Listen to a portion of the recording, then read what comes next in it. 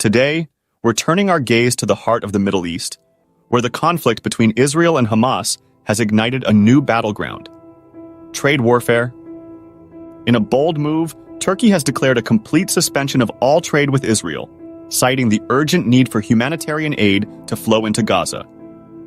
This decision isn't just about commerce, it's a powerful statement that's shaking the very foundations of diplomatic norms. This trade halt is more than just an economic maneuver. It's a strategic move by Turkey to assert its stance on the Gaza crisis and pressure Israel to prioritize the lives of innocent civilians.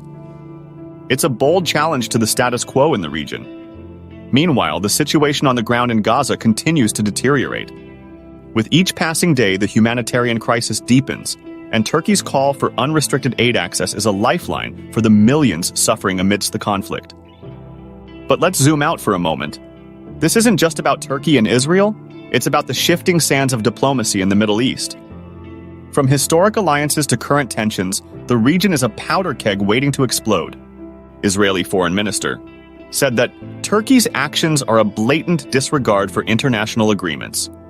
President Erdogan is behaving like a dictator, trampling on the principles of diplomacy.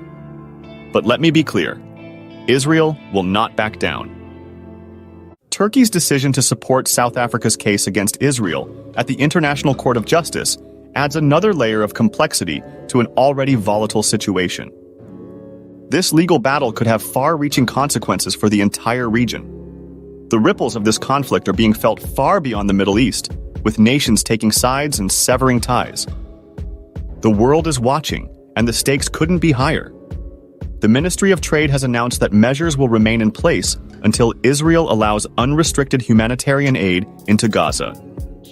The trade halt against Israel, including import and export, will continue until a permanent ceasefire in Gaza is secured, as well as unhindered humanitarian aid flow to the region. Last year, trade between the two nations reached almost $7 billion, and the trade suspension is likely to impact at least 200 industries in both countries. Turkey has signaled that it will formally support South Africa's genocide case against Israel at the International Court of Justice. This decision comes after consultations and a political decision.